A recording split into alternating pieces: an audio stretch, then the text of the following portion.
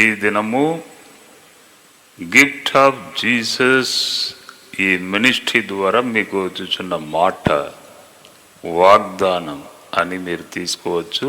91వ కీర్తనం 1వ వచనం మనము చాలాసార్లు చదివి ఉన్నాం. మహోన్నతుని చాటున నివసించువాడే సర్వశక్తుని నీడను విశ్రమించువాడు. మళ్ళీ ఒకసారి నేను చదువుతాను. మహోన్నతుని చాటున నివసించువాడే సర్వశక్తుని నీడను విశ్రమించువాడు. అంటే చాటున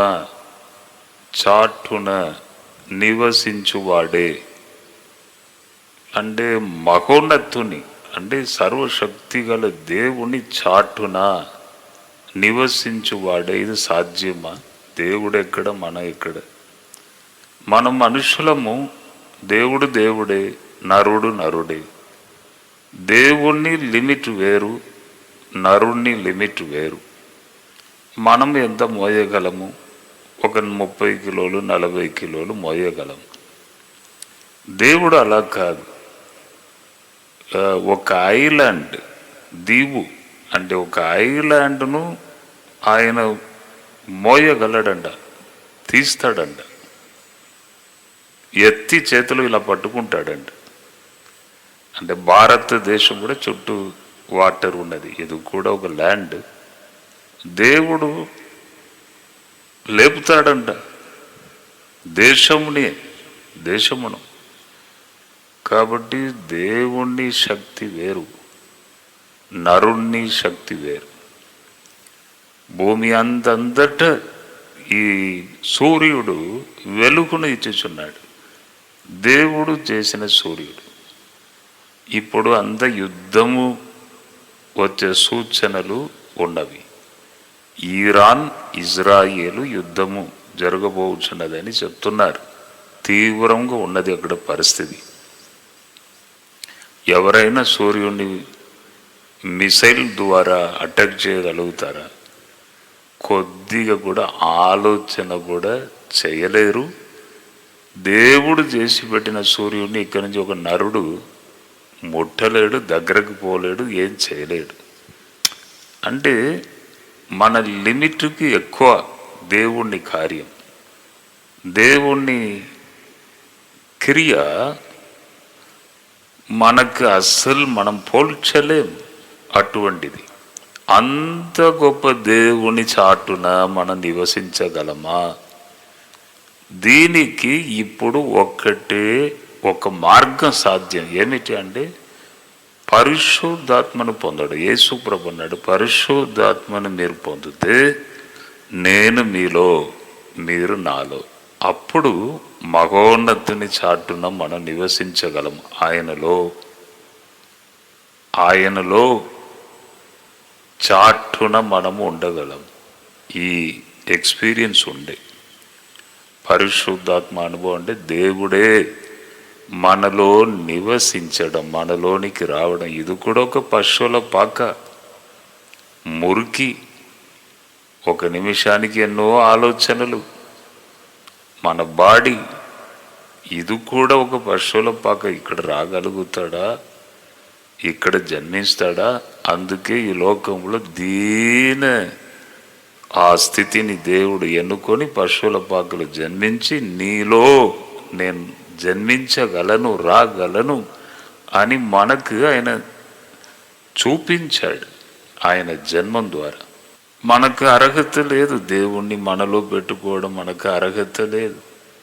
కానీ దేవుడు ఏమంటున్నాడు? రక్షణ పొంది ఎప్పుడు నీ పాపాలు కడుగబడుచున్నదో అప్పుడు నేను నీలో వచ్చి నీలో నివాసము చేస్తాను, నీలో ఉంటాను. ఆ తర్వాత ఈ అనుభవం మనం చెప్పవచ్చు. మహోన్నతుని చాటున నేను నివసించువాడే. ఆ తర్వాత సర్వశక్తుని నీడను విశ్రమించును. ఆయన నీడ క్రింద బ్రతుకును. నీడ క్రింద అంటే ఏది వచ్చినా ఆయనను దాటియే మన దగ్గర రావాలి. ఆయన నీడలో మనం ఉండే ఆయనను దాటియే రావాలి. మొన్న కూడా ఒక వ్యాపారం చేస్తున్న ఒక యజమానుడు నాతో మాట్లాడినప్పుడు ఈ మాట అంటున్నాడు, నాకు విశ్వాసం ఉన్నదండి, ఏదైనా ప్రభును దాటే నాకు రావాలి, ఆయన నాకు ముందుగా ఉన్నాడు, ఏది వచ్చినా కూడా ఆయనను దాటి రావాలి, కాబట్టి నాకు ఏం కాదు, ప్రార్థన చేస్తాను, వెళుతాను, బిజినెస్ చేస్తాను, దేవుడు నాకు ఏది ఇచ్చాడు, ఏం బలం ఇచ్చాడు నేను చేస్తాను అని ఆ యజమానుడు అంటున్నాడు. కరెక్టే, ఆయన నీడలో మనం ఉండే ఏది వచ్చినా కూడా ఆయనను దాటి మన ఎద్దకు రావాలి. అది సాధ్యమా? సాధ్యం కాదు. మన చుట్టూ ఆయన కోట, మన చుట్టూ ఆశ్రయము, దుర్గము, ఏదు కూడా మనలను వచ్చి దాడి చేయలేదు. ఆయన అనుమతి లేకుండా ఏది కూడా రాలేదు. చూడండి, ఇప్పుడు ఇజ్రాయేలు ఇరాన్ యుద్ధం జరిగేటట్టు ఉంది. ఇజ్రాయెల్లో ఐరన్ డ్రోమ్ అని ఒక టెక్నాలజీ ఒక యంత్రం ఉన్నది. అది ఏం చేస్తుందంటే, ఎక్కడి నుంచి వచ్చినా, ఏ మిసైల్ వచ్చినా, ఏ రాకెట్ వచ్చినా, ఏ హాని బయట నుండి ఆ దేశం మీదకి వచ్చిన ఐరన్ డ్రోమ్ వెళ్ళి దాడి చేసి ఆకాశం మీదనే దానిని హతం చేసి రక్షిస్తుంది, దేశమును రక్షిస్తుంది. అటువంటి ఒకటి టెక్నాలజీతో కూడిన ఒకటి ఇజ్రాయిల్ దగ్గర ఉన్నది. కాబట్టి ఎన్ని రాకెట్లు వచ్చినా, ఎన్ని మిసైల్ వచ్చినా దేశంలోనికి రాదు, దేశంలో ఎంటర్ కాదు.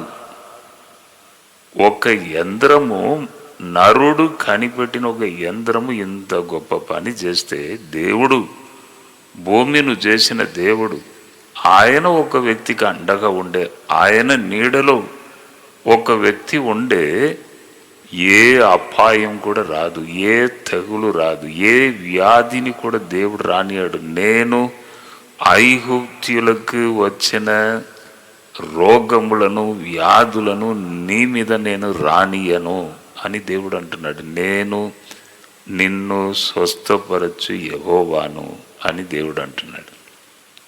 కాబట్టి ఈ వాక్యంని మనం నమ్ముదాం, దేవుని ఆత్మను పొందుతాం. దేవుని ఆత్మను పొందితే ఎలా పొందాలి? దప్పి కలిగి మనము దేవా తగ్గించుకొని దేవుని సన్నిధిలో అడిగితే దేవుడు తన ఆత్మశక్తిని మనకి ఇస్తాడు.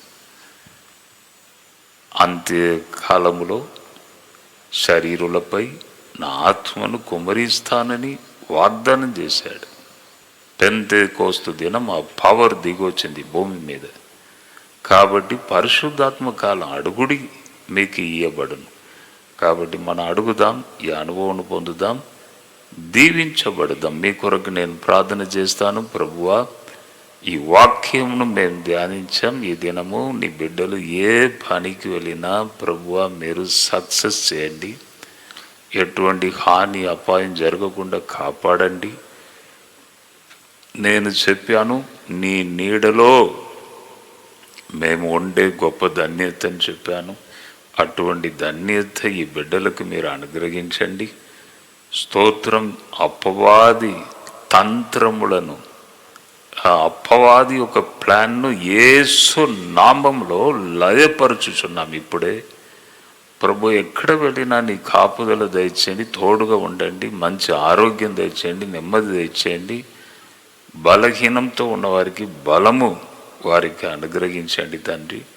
స్తోత్రం, స్తోత్రం. నీ హస్తము వారికి తోడుగా ఉండాలి, కృప దయచేయండి తండ్రి. అడ్డు ఆటంకములను యేసు నామములో బంధించి మేము ప్రేయర్ చేస్తున్నాం. ఘనత మహిమ నీకే యేసు నామములో అడిగి వేడుకొనుచున్నాను తండ్రి. ఆమేన్. జడ్సన్ అబ్రహాం యూట్యూబ్ ఛానల్ మీరు సబ్స్క్రైబ్ చేసుకోండి, తర్వాత షేర్ చేయండి, లైక్ చేయండి, బంధువులు, తెలిసిన వారు, ఫ్రెండ్స్ అందరికీ చెప్పండి. అది మీకు కూడా బ్లెస్సింగ్. షేర్ చేయండి, సబ్స్క్రైబ్ చేసుకోండి. తర్వాత ముఖ్యమైన ఒక ప్రకటన,